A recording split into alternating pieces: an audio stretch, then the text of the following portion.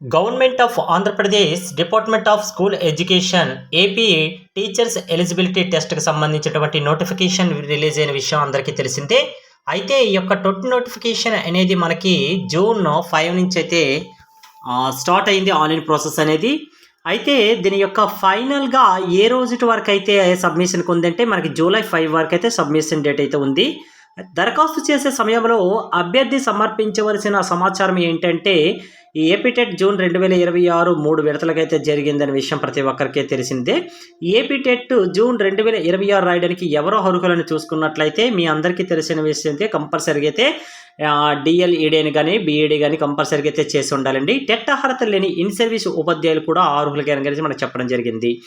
అయితే 2026లో మనకి తెలిసిందే ఇవి ఎన్ని రకాలుగా కేడర్లుగా ఉన్నాయి అనేది 1A పేపర్ ఉంటుంది, 1B పేపర్ ఉంటుంది, అలాగే 2A పేపర్ ఉంటుంది, 2B పేపర్ కూడా ఉంటుంది. అయితే 1A పేపర్ ఎవరెవరు రాస్తారంటే సాధారణ పాఠశాలలో వర్క్ చేయాలంటే 1 నుంచి 5వ తరగతి వరకు అయితే ఉంటారు. అదే స్పెషల్ స్కూల్స్లో అయితే 2B అనే మనకి 1B అనేది రాస్తారు. ఈ రకంగా మనకి ప్రతి ఒక్కరికి తెలిసిన విషయమే.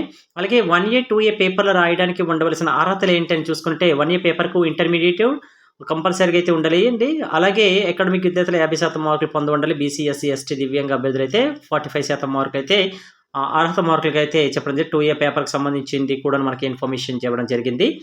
పేపర్ 1B అలాగే పేపర్ 2B రాయాలంటే ఎవరు అర్హుతారంటే ఇంటర్మీడియట్ మరియు డిఎల్ఎడ్ స్పెషల్ ఎడ్యుకేషన్ కంపల్సరీగా ఉండాలి. అలాగే గ్రాడ్యుయేషన్ డిగ్రీ చేసిన బీఎడ్ స్పెషల్ ఉన్న వాళ్ళు కూడా మనకి ఈ రకంగా ఉండడం జరిగింది. అలాగే స్పెషల్ ఎడ్యుకేషన్ విద్యార్థులు రెగ్యులర్ పాఠశాలకు టెట్ రాయవచ్చు అనే విషయానికి చూసుకున్నట్లయితే కంపల్సరీ స్పెషల్ ఎడ్యుకేషన్కి బ్యాచిలర్ ఆఫ్ ఎడ్యుకేషన్ అయితే కంపల్సరీగా అయితే ఉండాలండి. అలాగే ఎప్పుడు నిర్వహిస్తారని కూడా చూసుకున్నట్లే ఆగస్టు 5వ తేదీ నుంచి ఆగస్టు 21వ తేదీ వరకు అయితే మనకి ఎగ్జామ్ అనేది కండక్ట్ చేయడం జరుగుతుంది. ఏపీ టెట్ జూన్ 2026 పరీక్ష లాంగ్వేజ్కి 1 ఎలా ఎంపిక చేసుకోవాలంటే అభ్యర్థి 6 నుంచి 10వ తరగతి చదివిన మొదటి భాష, ఇంటర్మీడియట్లో 2వ భాష ఈ రకంగా మనకి ఏది సెలెక్ట్ చేసుకోవడం అయితే ఉన్నది. ఏపీ టెట్ జూన్ 2026 పరీక్షలు అభ్యర్థులు ఇంగ్లీష్ మీడియం మొదటి భాషగా ఎంపిక చేసుకోవచ్చునంటే పరీక్ష రాసే అభ్యర్థులు ఎవరు ఇంగ్లీష్ మొదటి భాషగా ఎంపిక చేసుకోకూడదని కూడా మనకి వ్యక్తం చేయడం జరిగింది. అది జస్ట్ మనకి ఒక లాంగ్వేజెస్ ఇది పరీక్షలో 3వ విధానాలకైతే వస్తుందని కూడా చెప్పడం జరిగింది. సిలబస్ విషయానికి వస్తే మనకి ఆల్రెడీగా మనకి వెబ్సైట్లో అయితే పొందపరచడం జరిగిందండి. ఆ సిలబస్లో మాత్రమే మీరు ప్రిపేర్ అవ్వాలి. కంపల్సరీగా అయితే డిఎల్ఈడి సైకాలజీ మెథడాలజీ పాఠ్యపుస్తకాలు అలాగే తెలుగు అకాడమీ బుక్స్ ఎస్సీఆర్టీ రూపొందించినవి కంపల్సరీగా రాయాలి. ఇవి అందరికీ కూడా ఉన్న ప్రీవియస్గా మనకి సిలబస్ ఏముందో ఆ సిలబస్ చిన్న చిన్న మార్పులు జరిగాయండి. వీరికి ఓవరాల్గా సిలబస్ అనేది మనకి అఫీషియల్ వెబ్సైట్లోనే మనకి పొందపరచడం జరిగింది. ఎవరికైనా కూడాను ఈ యొక్క ఇన్ఫర్మేషన్ కావాలనుకుంటే ఆల్రెడీ డిస్క్రిప్షన్లో అయితే లింక్ ఇస్తానండి. మీరు అక్కడి నుంచి చూసుకోవచ్చు అఫీషియల్ వెబ్సైట్ది. అలాగే 2017కు ముందుల సాంఘిక శాస్త్రం మరియు భాషలకు కలిపి ఉమ్మడి టెట్ రాసిన అభ్యర్థులు ఇప్పుడు విడివిడిగా పరీక్ష రాయవలసిన అవసరం ఉందా అంటే 2017కు ముందు ఉమ్మడి టెట్ రాసిన అభ్యర్థులు తమ అకాడమిక్ విద్యార్థులను బట్టి తప్పనిసరిగా అయితే టెట్ అర్హత సాధించవలసిన అవసరం అయితే ఉంది. సోషల్ అభ్యర్థులు 2A సోషల్ పేపర్ను, భాషా అభ్యర్థులు 2A భాషా పేపర్ను రాయవలసిన అవసరం అయితే ఉంది.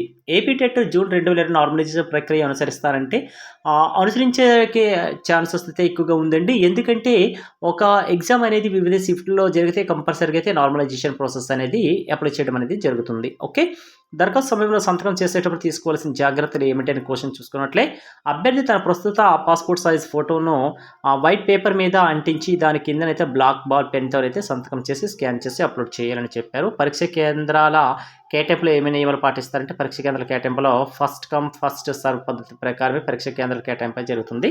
అంటే మీరు సెలెక్ట్ చేసుకుంటారు కదా ఫస్ట్ ప్రయారిటీ ఎక్కడ ఇస్తారు దాని ప్రకారమే ప్రయారిటీ ఇస్తారు. సిబిఎస్ఈ అభ్యర్థులు లాంగ్వేజ్ 1 ఎలా ఎంపిక చేసుకోవాలంటే సిబిఎస్ఈ అభ్యర్థులు ఇంగ్లీష్ తప్ప 6 భాషలలో నుంచి లాంగ్వేజ్ 1 ఎంపిక చేసుకోవాలి. అలాగే ఫిజికల్ హ్యాండిక్యాప్డ్స్ ఉంటారు కదా వాళ్ళకి కూడా ఇచ్చారండి. స్వయంగా స్క్రబ్ తీసుకోవడానికి అనుమతి లేదండి.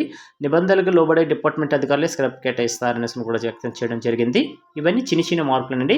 దరఖాస్తు సమయంలో జరిగిన తప్పులు సరి చేసుకోవడానికి అవకాశం ఉంటుందా అంటే కంపల్సరీగా అయితే జరిగి ఉంటే దానికి సరి చేసుకోవడానికి అయితే ఎడిట్ ఆప్షన్ అయితే జరుగుతుంది. అయితే ఇచ్చిన గడువులోగా మాత్రమే ఎడిట్ ఆప్షన్ అయితే తీసుకోవాలి. సీటెట్ రాసిన అభ్యర్థులు ఏపీ టెట్ రాయవలసిన అవసరం ఉందా అంటే అవసరం లేదు.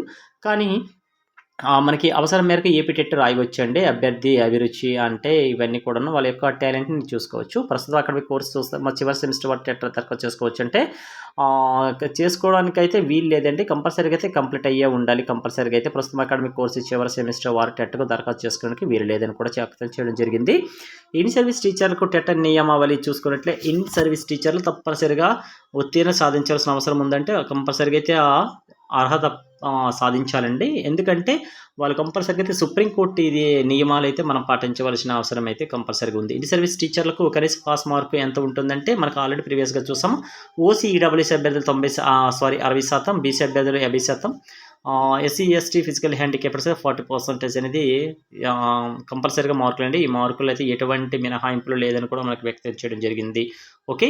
బ్యాచిలర్ ఆఫ్ ఎడ్యుకేషన్ అర్హత సెకండరీ గ్రేడ్ ఉపాధ్యాయులు పనిచేస్తున్న వారు టెట్‌లో ఏ పేపర్ రాయాలంటే diploma in education, bachelor of education అర్హత సెకండరీ గ్రేడ్ ఉపాధ్యాయులుగా పనిచేస్తున్న వారు టెట్ 1A పేపర్ అయితే రాయాలి. ఓకే. ఒక డిగ్రీ అయితే కొన్ని క్వశ్చన్స్ అయితే మనకి రైట్ చేయడం జరిగిందండి. ఇవన్నీ కూడాను మనకి క్వశ్చన్స్ అయితే చాలామంది అడగడం జరిగింది. దానికి సంబంధించింది అఫీషియల్ వెబ్సైట్‌లోనే మీ క్వశ్చన్ కూడా ఇందులో ఉన్నదేమో ఒకసారి చెక్ చేసేసుకోండి. ఇదంతా కూడా మనకి అఫీషియల్ వెబ్సైట్‌లోనే పొందుపరచడం జరిగింది. ఓకే. మీకు ఏదైనా ఇంకా డౌట్ ఉన్నట్లయితే నాకు కామెంట్ చేయండి. ఓకే. Thanks for watching.